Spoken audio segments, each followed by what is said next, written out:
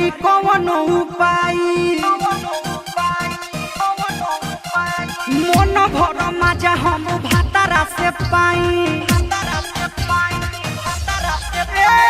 doctor साहेब करी कौन उपाय मन भर मजा हम भातारा से पाई तस जिया पसैया संगे रोजे लड़े वाला सुई बेदी बढ़े वाला आधा आधा घंटा पर फेरू चढ़े वाला सुई बेदी बढ़े वाला से जिया पसैया संगे रोजे लड़े वाला बेदी दुनु बढ़े वाला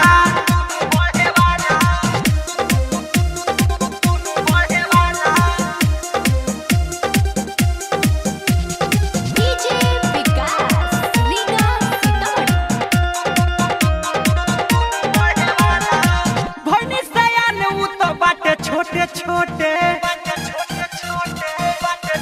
हाँ हाँ ऐसा दवाई बिकी बढ़ जाओ छोटे आए हाय भइनी सयान उ तो बाटे छोटे छोटे ऐसा दवाई बिकी बढ़ जाओ छोटे दबावे खातिर दुनु हाथ हवा में धरे वाला सुई बेदी बढ़े वाला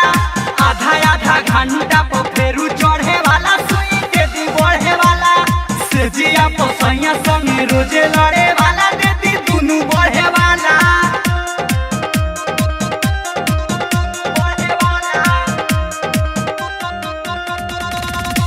विकेश भोजपुरिया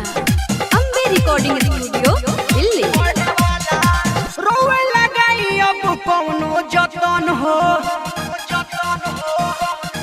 आए हाय पिया के तो भरत नहीं के मन हो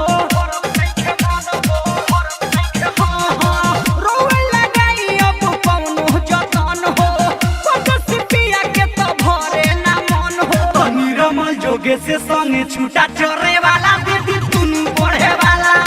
आधा आधा घंटा पर फेरू चढ़े वाला सुई बेदी बढ़े वाला से जिया पसैया संगे रोजे लड़े वाला बेदी दुनु बढ़े वाला